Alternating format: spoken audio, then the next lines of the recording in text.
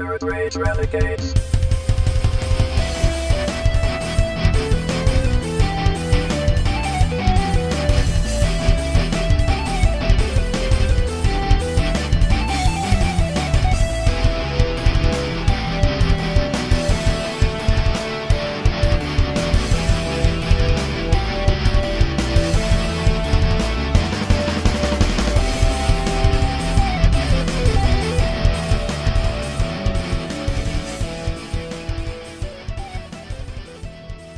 Ladies and gentlemen, the Nerd Rage Renegades back on the air, and what a great day it is because the mail came today, and it brought goodness. It Certainly brought did. goodness. Chief and I now, in our possession, in our hands, have our press badges for C2E2. Yes, we do. Now, Chief, you notice on the back of these, it says badge activation is required for all badges. Activate your badge at, and then it has this little thing here. I'm in the dark again. I was lazy again this weekend. I didn't put new lights in my vault. But we're going to have to activate our badges. Do we have to do it? Can we do it any time, or do we have to do it day of? I think we can do it at any time, so we're going to have to make sure we go and activate. Oh, well, we could do that from our phones on the way there. Yes, I have the C2E2 app now on my phone, so we are set. We're fucking set, because we're going to know, with the app on the phone, I'm going to have a complete layout of the entire con floor, so we'll know exactly where everybody is.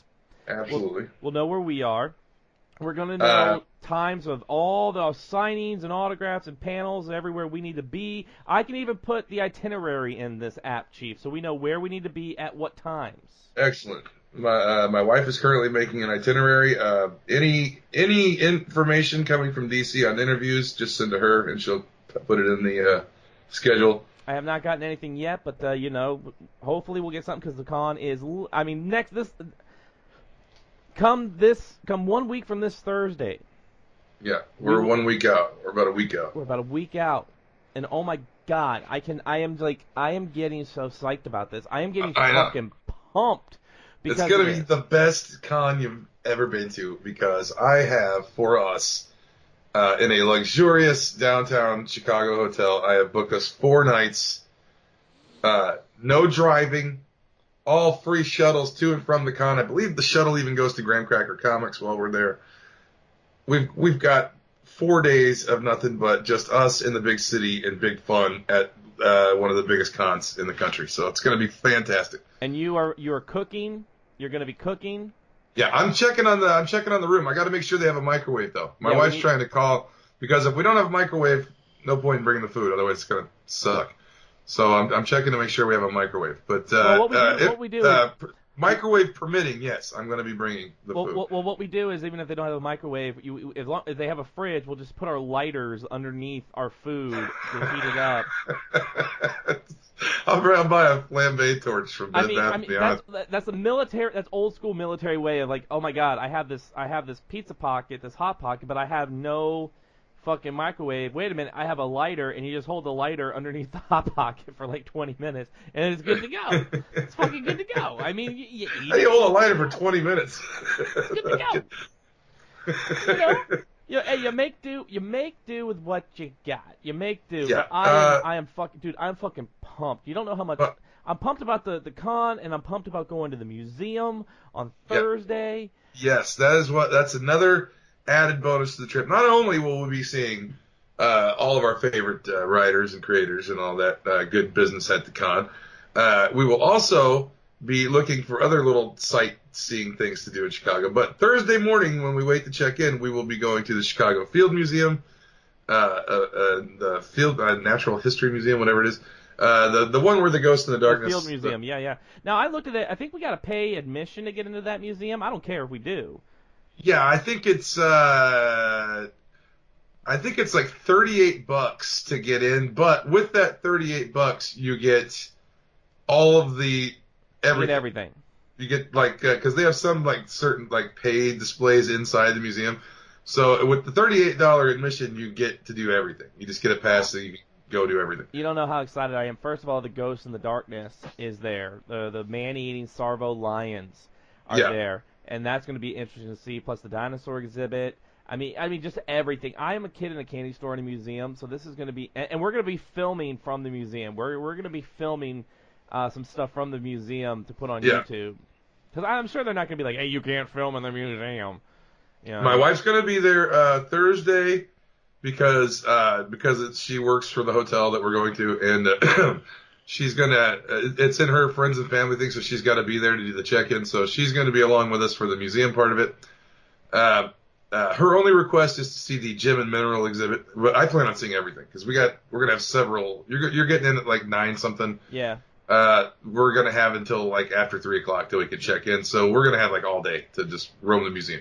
It was like, well, when I was looking at the plane tickets, it's like the earlier I fly out, the cheaper it was gonna be. Like if I waited longer, like till like the afternoon, it was gonna be like another like $40-50.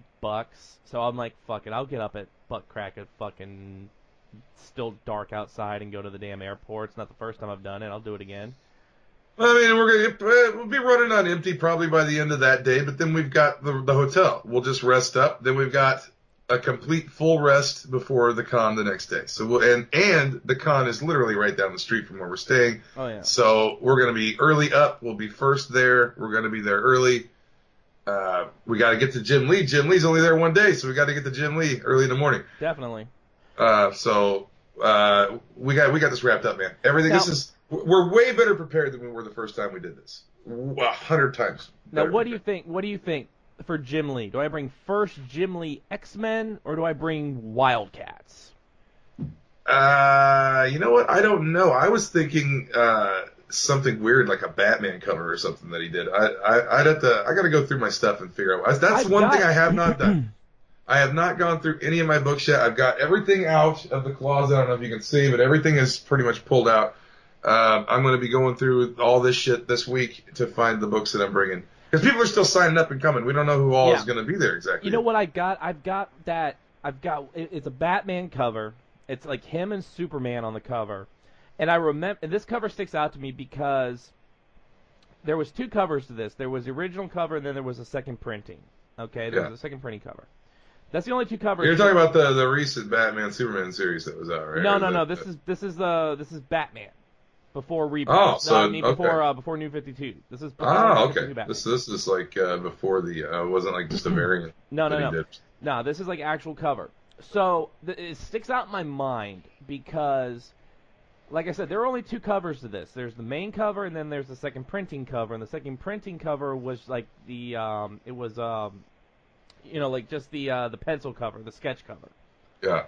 Now, the reason why this sticks out in my mind is on an episode of The Big Bang Theory, Will Wheaton goes to a comic book store, and the guy's like, "Here's the variant cover to this exact issue that I'm talking about. The number escapes me, but he's like, here's the variant cover for that issue." And I'm 600 something? Yeah, it was like 612 or something like that. 600 something. 614, something like that. And he's like, here's the variant cover. And I'm like, wait a minute. There was no... Are they talking about the second printing? Because there is no variant cover to this fucking book. I've looked on like Comic Book Realm and everything. There's no variant cover to this goddamn book. But Big Bang Theory's like, here's variant cover. The other thing... Supposedly they employ people that are like what do you call it, like subject matter experts. Yeah, or they employ like scientists and comic book guys and stuff. I've seen a few things on that show that are fucking wrong. That I've been like, that's fucking bullshit. Like one of the biggest things that I hated, because I've watched that show, and there's some episodes I like when they're like here's why I think the show kind of goes off. First of all, there are some video game and comic book stuff that's real that on that show I like, but I don't know maybe I'm not that nerd, but they're always sitting there drinking wine. Yeah.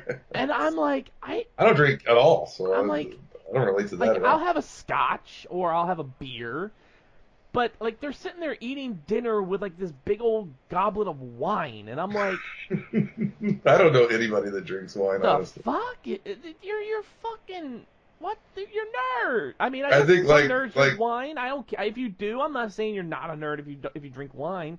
I'm just like they're more hipster than nerds. Yeah, and one of the things I dislike about that show is that they make the nerdy stuff seem the butt of the joke all the time. Like, I think when it started out, some of the stuff they did was meant to seem like, oh, they're kind of cool because they're into this weird shit. Yeah. Now it just seems like, after I don't know how many seasons they've been doing that fucking show, but I mean, now it seems like after the first couple seasons, they started kind of changing the characters up a little bit, and then it was like, we're going to do everything we can to make fun of this fandom and this kind of person, and we're going to make them look like a stupid asshole that gets picked on all the time. Well, it's like, I've never been nerdy like that. I've always been into comic books and shit, but I'll beat your ass. I ain't playing.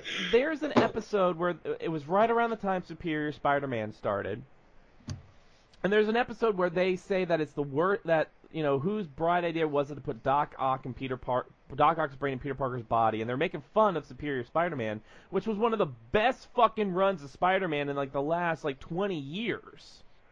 Well, it was interesting, and it was different than every fucking thing they'd ever done. And they'd already done, like, the Clone Saga, where Peter Parker wasn't Peter Parker before. I don't know why it was so shocking that it was a villain this time. And I loved that series. I mean, Dan Slott, I don't know...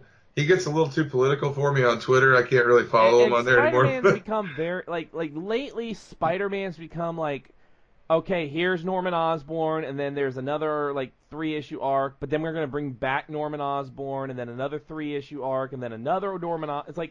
It's like repetition, and then there was another Clone Saga. Oh, man, Norman Osborn was the pinnacle of Superior, too. Like, the whole thing with Superior was Norman Osborn was the problem.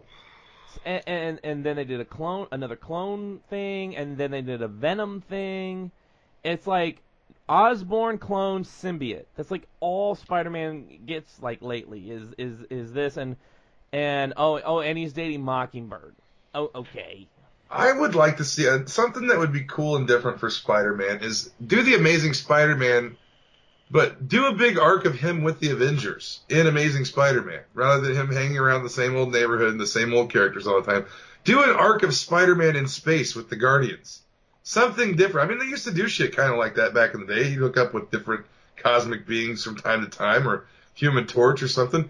Hook Spider-Man up with something weird and cosmic, or something interdimensional, instead of him fighting the same 5 villains over and over again. Well, it's like in X-Men Gold. And like I've said, I've loved the X-Men books. In X-Men Gold, they just did a story arc where they were in the negative zone.